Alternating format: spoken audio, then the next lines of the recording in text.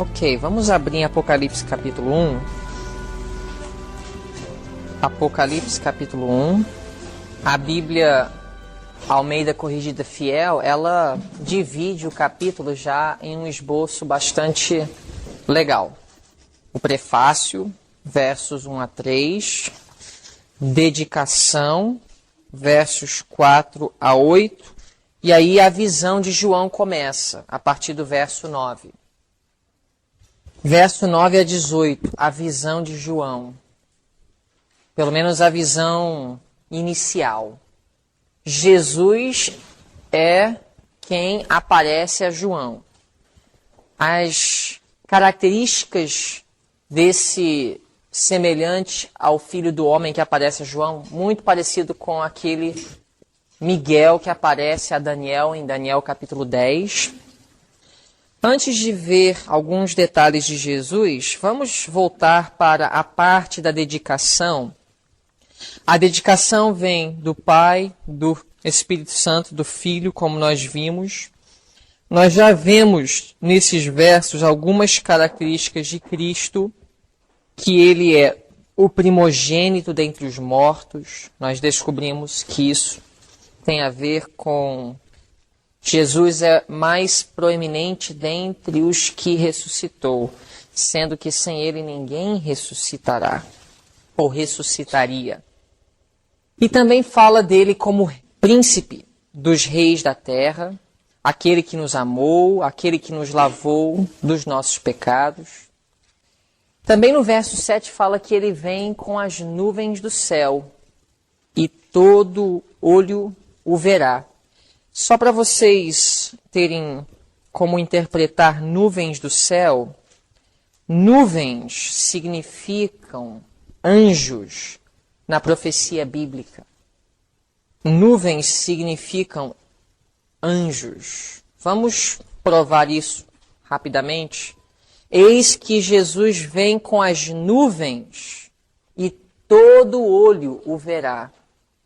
Então, não estamos falando aqui de nuvens literais, mas nuvens simbólicas. Aqui no livro de Mateus, capítulo 24, vamos abrir em Mateus 24, 30 para interpretar nuvens.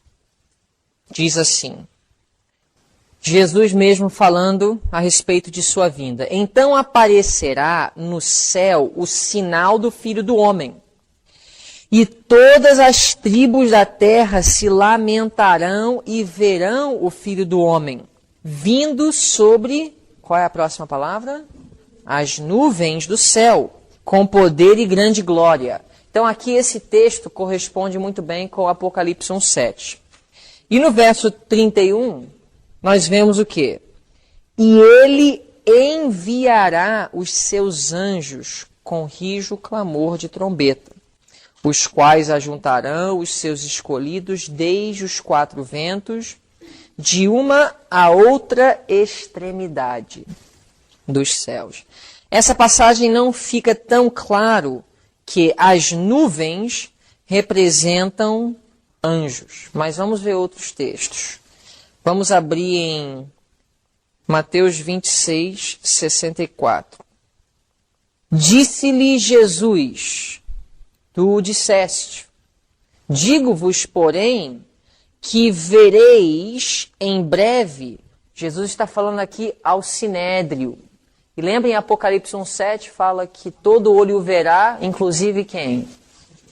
Os que o crucificaram. Jesus disse aqui para o Sinédrio: vereis em breve o Filho do Homem assentado à direita do poder e vindo sobre o quê? As nuvens do céu. Mais uma vez, não ficou tão claro, né? Tudo bem.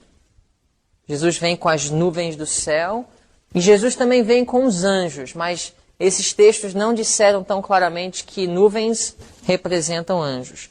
Vamos abrir em Salmo 104, verso 3. Salmo 104, verso 3. Falando do Senhor, põe nas águas as vigas das suas câmeras. Faz das nuvens o seu quê? Carro. anda sobre as asas do vento. Então, o Senhor faz das nuvens o seu carro. Vocês viram? Nuvens, simbolicamente, carros do Senhor. Mas o que são os carros do Senhor? Salmo 68, 17. Salmo 68, 17. Diz assim: os carros de Deus, tem como ser mais claro? Os carros de Deus são o quê? 20 milhares, milhares de milhares. O Senhor está entre eles, como em Sinai, no lugar santo. Os carros de Deus são milhares e milhares de anjos. E os carros de Deus são representados pelas nuvens. Eis que vem com as nuvens, os carros, os anjos do céu. Mateus 25, 31. Mateus 25, 31. Diz assim: e quando o Filho do Homem vier em sua glória, e todos os anjos com ele, então se assentará no trono da sua glória. Então Jesus vem com anjos. Em Apocalipse 1, 7, ele vem com as nuvens. É a mesma coisa. Também você pode ver Mateus 16, 27, 2 de Tessalonicenses 1, 7, Apocalipse 1, 7. Vamos voltar então ao Apocalipse. Por que então, na dedicação, tem essa passagem, eis que ele vem com as nuvens do céu? No primeiro capítulo de Apocalipse, nós temos um vislumbre do livro todo. As características de Jesus em Apocalipse 1, elas são mencionadas novamente em outro contexto no livro de Apocalipse para enfatizar atributos de Cristo, o papel de Cristo na redenção do homem e eventos vindouros nos quais Jesus terá uma participação principal. Então aqui tinha que ter, na dedicação do livro, uma passagem que falaria sobre a segunda vinda de Cristo. Porque toda a profecia tem o objetivo de apontar para um evento culminante na história da raça humana, e é a segunda vinda de Cristo. Assim como no Antigo Testamento, as profecias visavam apontar o povo para o primeiro advento de Cristo, você pode ver que praticamente cada 10 versículos do Novo Testamento, um versículo fala sobre a segunda vinda de Cristo.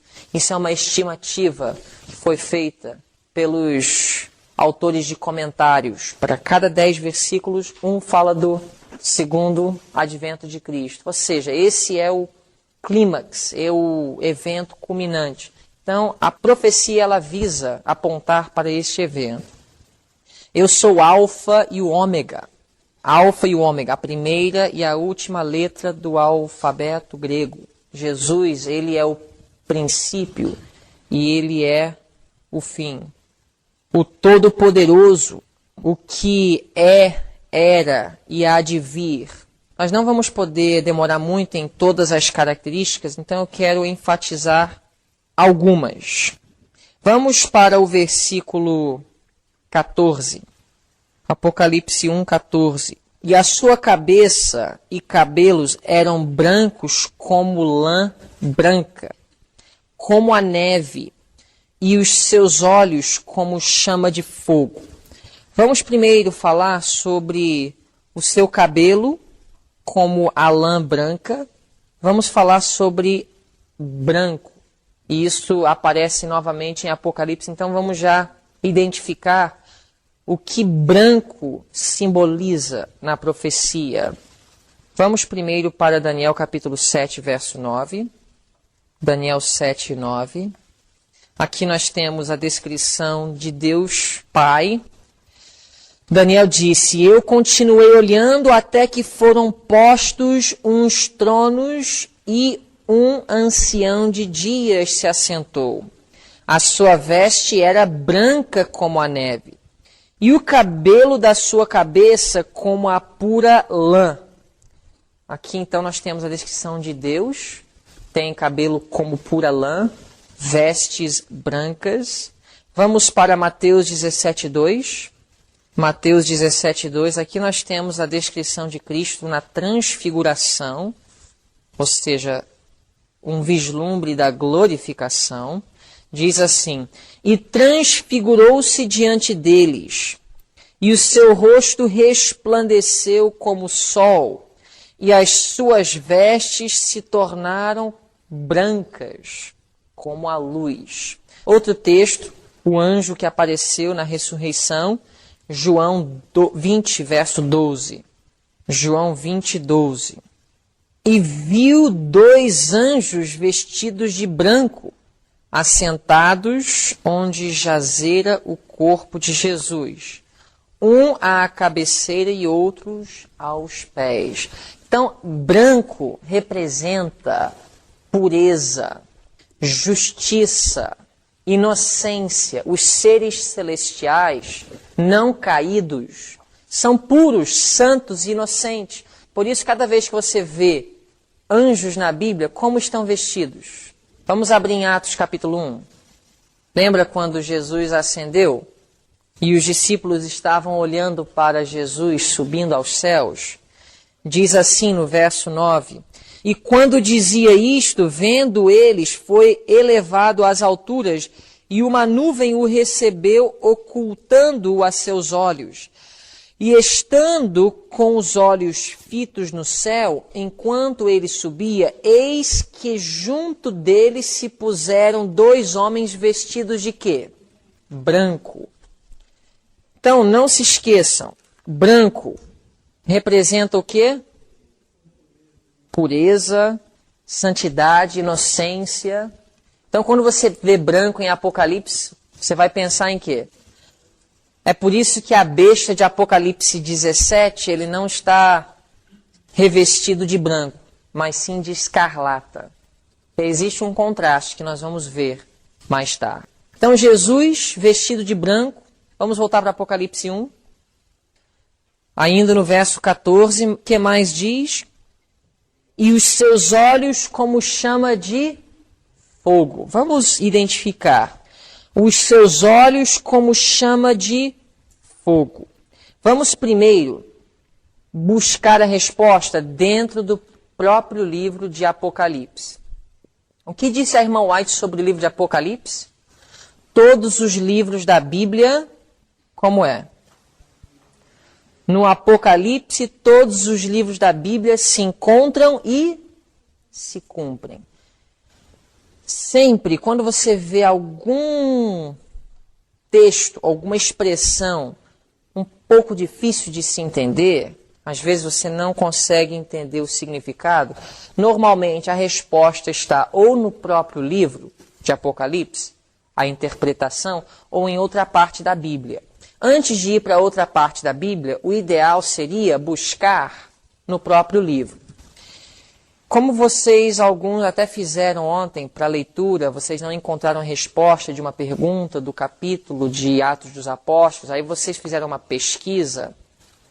Existem programas de Bíblia, software, e você pode fazer pesquisas, por exemplo, todas as passagens da Bíblia que tem a palavra branco. E aí você vai fazendo uma comparação para ver em que circunstâncias essa palavra é usada. Ou você pode também fazer uma pesquisa, por exemplo, olhos como chama de fogo.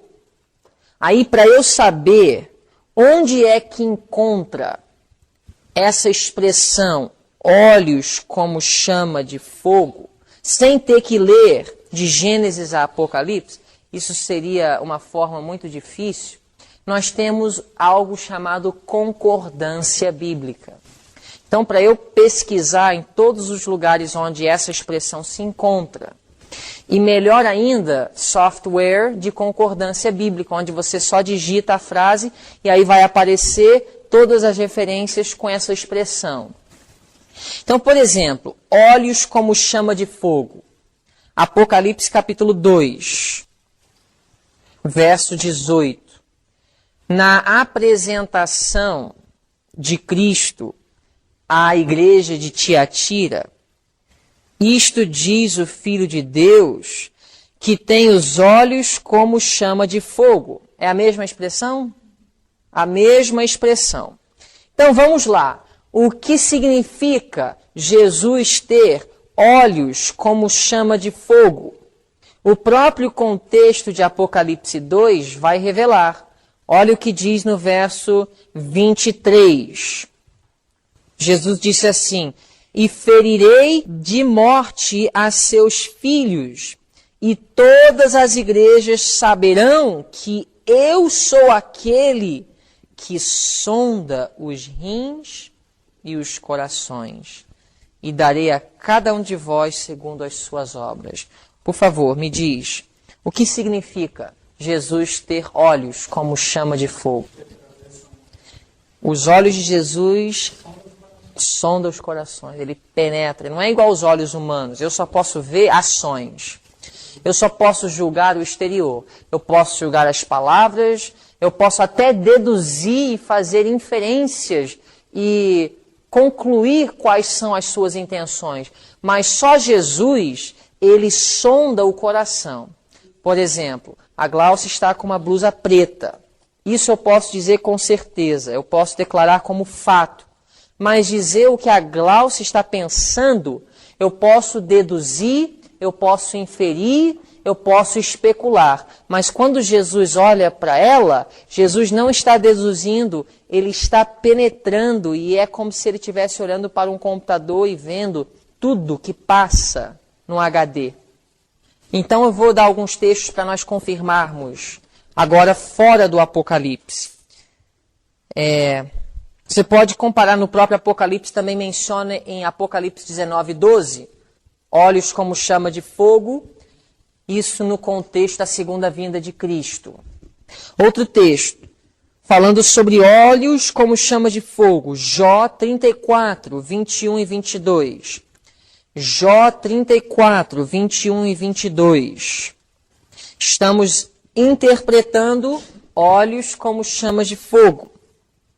34, 21 e 22. Porque os olhos do Senhor estão sobre os caminhos de cada um. E ele vê o quê? Todos os seus passos.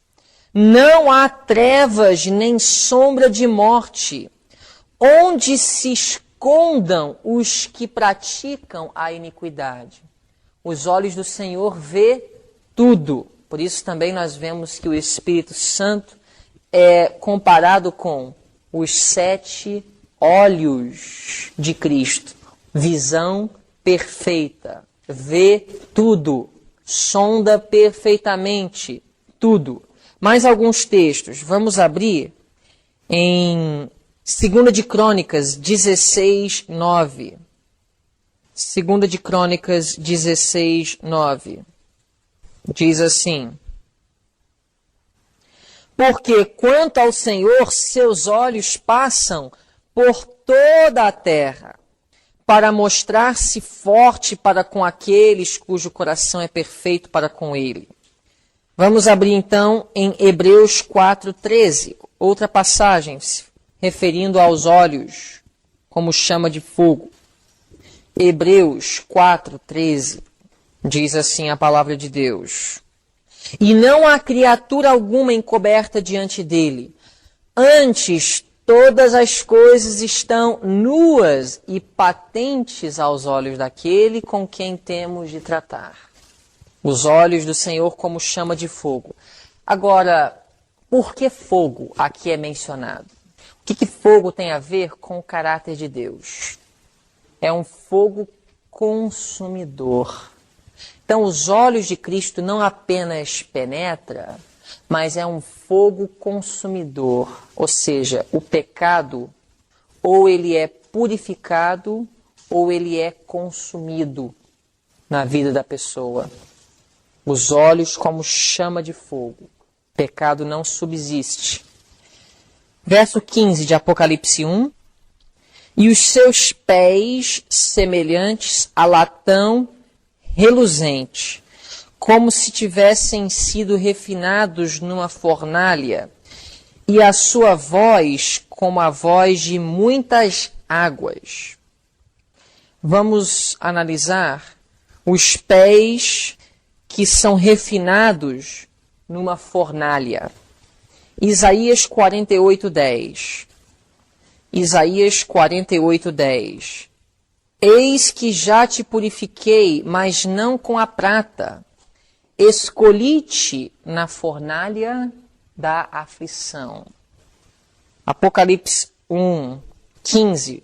Os pés semelhantes a latão reluzente, como se tivessem sido refinados numa fornalha, está se referindo à aflição pela qual Cristo passou. Ele está dizendo, com essa visão, eu passei por aflição. Eu passei pela fornalha de fogo. Por quê? Porque todos os servos de Cristo também passarão. Então ele se apresenta como aquele que passa pela fornalha de fogo. Também disse no verso 15, a sua voz como a voz de muitas águas. O que águas representam em Apocalipse? Apocalipse 17:15 diz que águas representam povos, línguas, nações, tribos, etc. Vamos abrir em Apocalipse 19:6. Apocalipse 19:6. E ouvi como que a voz de uma grande multidão. De quem será essa voz como a voz de uma grande multidão? Bom, em Apocalipse 1 fala que a voz de Jesus é a voz de muitas águas. Se águas representam multidões, então essa voz de grande multidão poderia ser a voz de Cristo. E como que a voz de muitas águas? E como que a voz de grandes trovões que dizia, aleluia, pois já o Senhor Deus Todo-Poderoso reina. Vamos ver outros textos. Daniel 10:6. Daniel 10:6. Falando aqui de Miguel, Jesus, que apareceu a Daniel.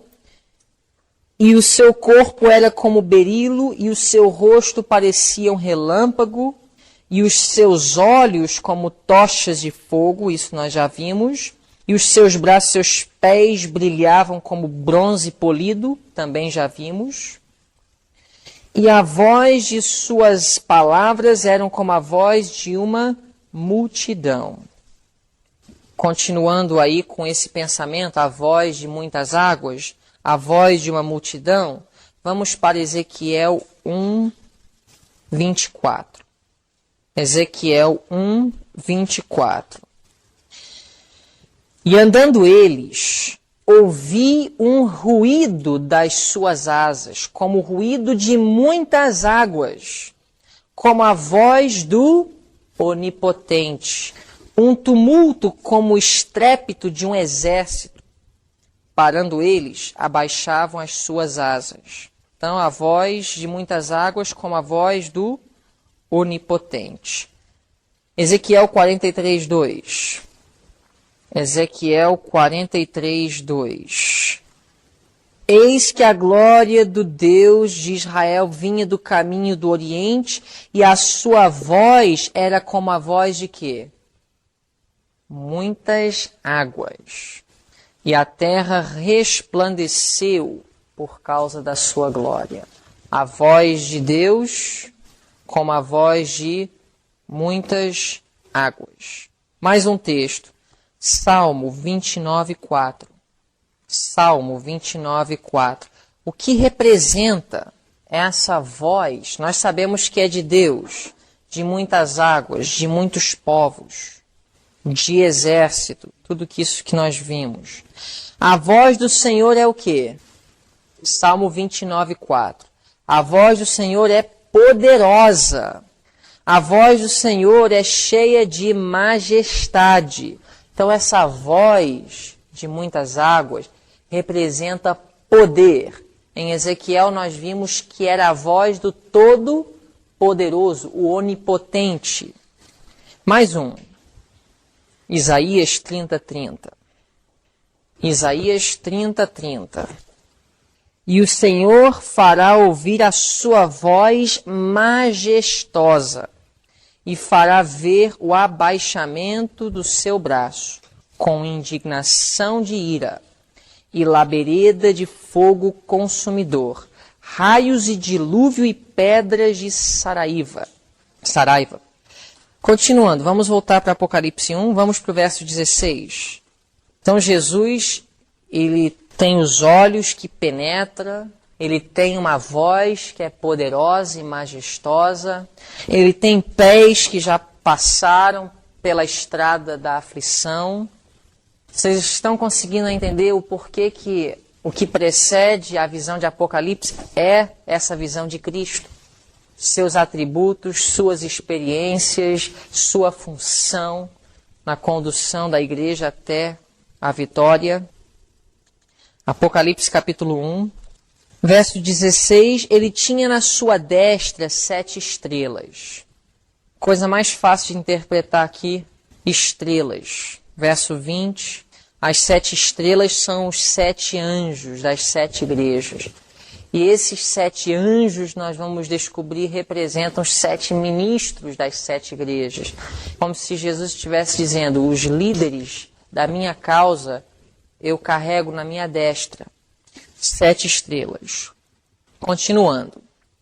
E da sua boca saía uma aguda espada de 2 fios. Vamos falar sobre a aguda espada de 2 fios. O que é a espada? Vamos primeiro em Apocalipse 19:15. Identificando espada. O que representa espada no Apocalipse e na profecia? E da sua boca saiu uma aguda espada para ferir com ela as nações. E ele as regerá com vara de ferro. Então aqui nós vemos não a interpretação de espada, mas que quando Jesus voltar ele vai ferir as nações com a espada. Que seria espada? Vamos lá. Vamos abrir em Isaías 49:2. Isaías 49:2. E fez a minha boca como uma... Qual é a próxima palavra? Espada aguda. Então, minha boca como espada aguda. Vamos agora para o livro de Hebreus, capítulo 4, verso 12. Hebreus 4:12.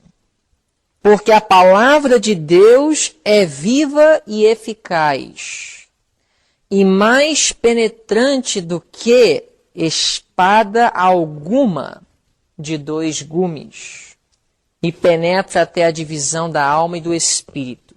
Então a palavra de Deus é como o quê? Espada de 2 gumes. Mais uma passagem para confirmar que espada representa a palavra de Deus. Efésios 6:17. Efésios 6:17. Tomai também o capacete da salvação e a espada do Espírito, que é a palavra de Deus. Ou seja, espada igual a palavra de Deus. Voltando então a Apocalipse 1. Apocalipse capítulo 1. Última parte do verso 16. E o seu rosto era como o sol, quando na sua força resplandece. Alguns textos para vocês analisarem seu rosto como o sol. Apocalipse 22:5. Apocalipse 21:23. Apocalipse 10:1. Malaquias 4:2. Esse é o melhor texto. 2 de Coríntios 4:6. 2 de Tessalonicenses 2:8. E Hebreus 1:3. No verso 17, Apocalipse 1:17. E eu, quando o vi, caí a seus pés como morto. Não sei se vocês já observaram na Bíblia, quando uma pessoa ela se depara diante da presença de Deus, A reação não é de celebração, não é de pulos e gritos e dança, mas é de uma profunda reverência e humilhação. Vocês podem ver, por exemplo, alguns exemplos. Êxodo 34:8, Moisés. Deuteronômio 9, 18, 25. Isaías 6, 5. Ezequiel 1, 28. Daniel 10, 8. E Atos 22, 7. Saulo, quando ele recebeu a visão de Cristo. Compare esses textos com Daniel 1, 17. A reação do homem não é de ostentação, celebração, demonstração de tudo que hoje nós vemos na adoração popular do mundo evangélico, mas é de uma humilhação e reconhecimento de quem Deus é e quem é o homem. Se você vê em Apocalipse capítulo 4 e 5, a adoração dos anjos diante do trono de Deus. E é interessante que isso não é feito porque eles são programados a agirem dessa forma. Não é igual um computador ou um alarme que você programa e ele faz o que você quer porque assim ele é programado. Não é assim. É por livre, espontânea vontade. Reconhecimento de quem Deus é. No verso 17, quando João reagiu dessa forma, e ele pôs sobre mim a sua destra, dizendo-me, não temas, eu sou o primeiro e o último. Aqui nós sabemos que é Jesus. Não temas, essa expressão não temas, outra expressão muito comum na Bíblia, quando Deus vê o seu servo reagindo dessa forma, ou temendo por qualquer outro motivo. Gênesis 15, 1, Gênesis 26, 24, Gênesis 46, 3, Josué 8, 1, Isaías 41, 13, Daniel 10, 12. Não temas. Jesus também, muitas vezes aos seus discípulos, não temas. Verso 18, eu sou o que vivo e fui morto, mas eis aqui estou vivo para todo sempre. A visão do Apocalipse traria ânimo e esperança àqueles que estariam passando por perseguições, estariam sendo ameaçados com sua vida. Jesus diz, eu fui morto, mas eis aqui estou vivo para todo sempre. Amém. E tenho as chaves da morte e do inferno. Ou seja, eu sou a ressurreição e a vida. Eu tenho as chaves da sepultura. Eu venci a morte. Ok, agora vamos para o capítulo 2, versículo 1. Escreve ao anjo da igreja de Éfeso. Antes de continuarmos, agora nós vamos entrar no estudo das 7 igrejas e nós vamos observar nas 7 igrejas que nós temos um esboço de cada igreja. Existe uma abordagem consistente que Jesus faz ao apresentar-se a cada igreja. Primeiro ele começa com uma introdução de si mesmo. Por exemplo, olha em Éfeso. Escreve ao anjo da igreja de Éfeso. Isto diz aquele que tem na sua destra as 7 estrelas, que anda no meio dos 7 castiçais. Essa foi a introdução. Jesus se apresenta como aquele que anda no meio dos 7 castiçais e tem na sua destra as 7 estrelas. E nós podemos interpretar isso baseado no capítulo anterior, porque essas características de si mesmo que Jesus apresenta na introdução, elas muitas vezes já teriam aparecido no capítulo 1, na visão inicial que João teve. Qual é a importância da introdução de Cristo às igrejas? fazendo uma pergunta aí. A introdução de Cristo às igrejas, ela revela a necessidade da igreja. No caso, nas 7 igrejas, a necessidade de cada período histórico da igreja. Então, no período de Éfeso, Jesus se apresenta como aquele que tem as 7 estrelas na sua destra e ele está no meio dos 7 castiçais. Nós vamos ver depois a fundo o que isso significa. Aí no verso 2, conheço as tuas obras e o teu trabalho e a tua paciência e que não podes sofrer os maus. E puseste à prova os que dizem ser apóstolos e o não são. E tu os achaste mentirosos e sofreste e tens paciência e trabalhastes pelo meu nome e não te cansastes. Verso 2 e 3, nós temos a aprovação. Ele está elogiando, podemos dizer o elogio de Cristo. Eu conheço a tua paciência, o teu amor, a tua fé, as tuas obras, que vocês não suportam apostasia, iniquidade, etc. Aí no verso 4, tenho, porém, contra ti que deixaste o teu primeiro amor, a repreensão. Aí no verso 5, lembra-te, pois, de onde caíste, e arrepende-te, e pratica as primeiras obras. Quando não, brevemente a ti virei, e tirarei do seu lugar o seu castiçal, se não te arrependeis. Remédio, a solução. O verso 6 se encaixa na aprovação e elogio. Normalmente isso não acontece, de fugir da ordem, mas nesse caso aqui em Éfeso tem mais um elogio no verso 6. Tens, porém, isto, que odeias as obras do Nicolaitas, as quais eu também odeio. Verso 7, a promessa. Quem tem ouvidos, ouça o que o Espírito diz às igrejas. Ao que vencer, dar-lhe-ei a comer da árvore da vida, que está no meio do paraíso de Deus.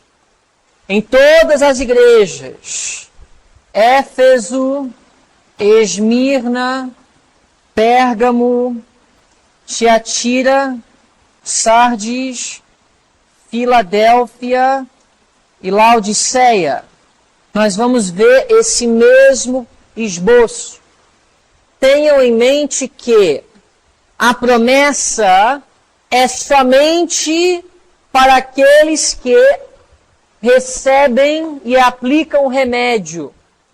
Sempre quando você vê na promessa ao que vencer, esse ao que vencer se refere àquele que tomou remédio.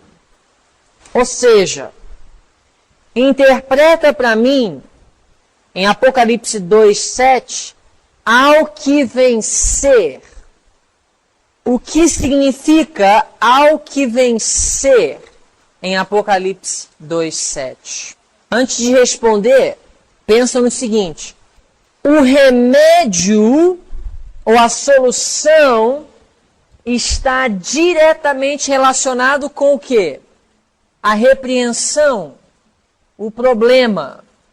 Qual é o problema da igreja de Éfeso? Perdeu o primeiro amor. Então, o remédio é para quê? Qual é o objetivo desse remédio? Restaurar o primeiro amor.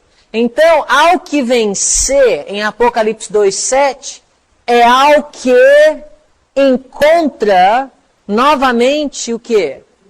Primeiro amor. Então, assim nós interpretamos contextualmente os versículos. Então, Jesus ele se apresenta no primeiro versículo de Apocalipse 2 como aquele que tem na sua destra as 7 estrelas, e ele anda no meio do castiçais. As 7 estrelas representam 7 anjos, 7 ministros, os ministros da igreja em todas as épocas. Isso foi confortador para João, porque João era o último dos apóstolos. E como ficaria a igreja depois da morte do último? Então, essa introdução é relevante para a igreja de Éfeso, que representa a igreja apostólica do ano 31 ao ano 100. Jesus é aquele que tem em sua destra, ele carrega em sua destra os seus ministros. Jesus é aquele que anda no meio dos 7 castiçais. Os 7 castiçais representam as 7 igrejas. Jesus é aquele que vai estar no meio da igreja durante todos os séculos. Mais uma vez, uma mensagem relevante para aquele período. Um período de incerteza. Qualquer movimento novo tem uma certa vulnerabilidade, incerteza. Vai perdurar? Vai triunfar? Vai para frente ou não? Então, a apresentação ou a introdução de Jesus é relevante para aquele período baseado nas necessidades da igreja naquela época. E sendo que era o primeiro século da igreja recém-nascida, recém-estabelecida, Jesus se apresenta como aquele que tem as 7 estrelas em sua destra e ele anda no meio dos 7 castiçais. Quando aqui Jesus está dizendo escreve, e isso é escrito então para a igreja daquela época, descrevendo as necessidades, o que é bom e o que é ruim da igreja na época, o apelo, o remédio e a promessa. Aqui é a igreja militante. Essas palavras elas são direcionadas ao trigo e o joio. Mas a diferença então no final entre o que é trigo e joio, igreja militante, igreja triunfante, é quem aplica o remédio e quem terá condições de reclamar a promessa. Isso vai ficar mais claro quando nós estudarmos a igreja de Laodiceia. Continuando então no capítulo 2, verso 2. Conheço as tuas obras e o teu trabalho e a tua paciência, e que não podes sofrer os maus. Aqui nós temos uma referência como foi a igreja apostólica. Ela foi uma igreja ativa, uma igreja fervorosa, crescente, triunfante, cheia de fé e abnegação, principalmente no início. Eu vou dar para vocês alguns textos. Vamos abrir, por exemplo, em 1 de Tessalonicenses 1:3. Olha o que Paulo escreveu aos Tessalonicenses. 1 de Tessalonicenses 1:3. Paulo disse assim: lembrando-nos sem cessar da obra da vossa fé, do trabalho do amor, da paciência da esperança em nosso Senhor Jesus Cristo, diante do nosso Deus e Pai. Então aqui nós vimos trabalho, paciência, nós vimos obras. Nós temos vários textos no Novo Testamento que falam sobre o amor, a paciência, as obras, o trabalho da igreja primitiva. Atos 2, 44 a 47. Tiago 2, 14 a 17. 3 de João 3 a 6. 1 de Timóteo 5, 17. 2 de Coríntios 6, 4. Agora, quando falamos de obras, Isso pode estar se referindo ao espírito abnegado da igreja em relação ao dar-se termos de bens materiais e recursos para o avanço da causa de Deus. Tiago fala de boas obras no contexto de dar, ou seja, não mandar o seu irmão e dizer eu estou orando por você, mas fazer algo pelo teu irmão. E esse espírito existiu na igreja primitiva. Obras, então, se refere a obras de se doar pela causa. Agora, trabalho pode se referir ao trabalho evangélico, trabalho de evangelizar o mundo em uma só geração, como está escrito em Colossenses 1:23, que todo evangelho foi pregado em uma geração. E paciência está diretamente relacionado com perseguição, como a igreja sofreu perseguição no primeiro século. Romanos 5:3, 2 de Tessalonicenses 1:4, 2 de Coríntios 6:4. Além disso, fala que a igreja primitiva não pôde sofrer os maus. Isso está se referindo à intolerância da entrada de apostasia na igreja no primeiro século. Por exemplo, Atos 5, 1-5, Ananias e Safira. Filipenses 3, 2 e 3. Também diz, puseste à prova os que dizem ser apóstolos. Paulo, ele advertia muito contra falsos apóstolos. 2 de Coríntios 11, 13 a 15, Gálatas 1, 8 e 9. E a última parte do verso diz, e tu os achaste mentirosos. 1 de Timóteo 6, 3 a 5. 1 de João 2, 4 e 22. A igreja primitiva, a igreja apostólica, não era um terreno tão fértil para heresias e apostasia. Apesar de que no final do século I começou a penetrar anticristos, entrariam no meio dos anciãos, mas de uma forma geral, uma igreja perseguida, como foi a igreja do primeiro século, ela não se encontra em apostasia tão facilmente. A igreja que vive em tempo de paz, quase inevitavelmente cai em apostasia.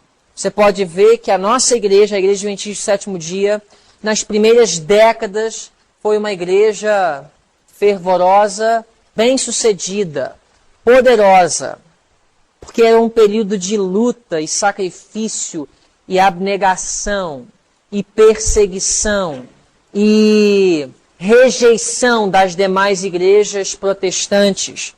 Isso tende a unir os irmãos, mas em um momento de paz é um terreno fértil para apostasia. Isso também se aplica a instituições. Instituições podem começar com o espírito abnegado e assim, doutrinariamente, no espírito a união, mas com a prosperidade material acompanha então a degradação espiritual. E é interessante que no verso 3, e sofreste, tens paciência, e trabalhaste pelo meu nome e não te cansaste. Mas, verso 4, tenho porém contra ti que deixaste o teu primeiro amor. Amanhã nós vamos descobrir como no primeiro século a igreja iniciou esse processo de perder o primeiro amor. Por quê? Porque igrejas perdem o primeiro amor, porque instituições perdem o primeiro amor, porque indivíduos que se convertem a Cristo com o tempo vão se esfriando. Estudaremos isso amanhã.